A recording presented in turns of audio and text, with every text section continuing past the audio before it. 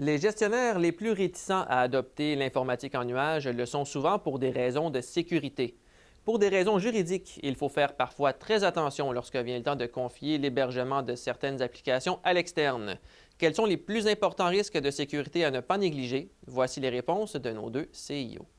Bien, selon moi, l'information ou l'aspect le plus critique de l'informatique en nuage pour une entreprise comme nous est définitivement la protection et la sécurité de l'information, peu importe ce que le fournisseur en arrive.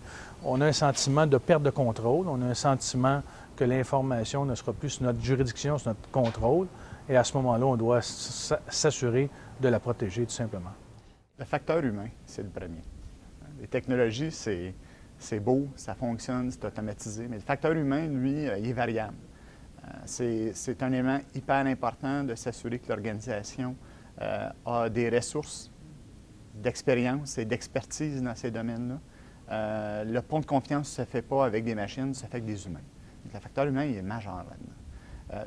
Les niveaux de service aussi, si on a un niveau de service à l'interne, il faut au moins l'égaler à l'externe. Et peut-être que c'est le temps qu'on l'augmente, ce niveau de service-là. C'est peut-être un info-nuage reconnu dans un domaine en particulier qui peut nous amener ce niveau-là.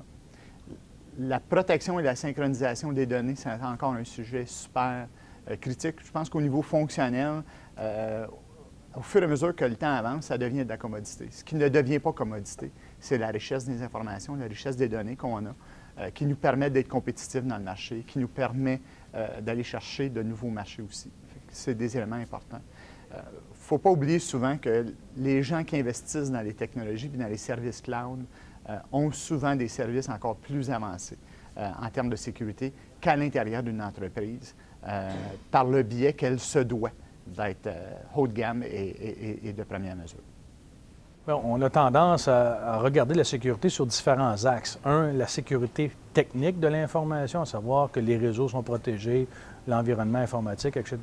Et deux, ce que j'appellerais l'autre sécurité, c'est-à-dire la sécurité des gens. Comment les gens s'assurent de préserver la confidentialité de l'information qui est associée.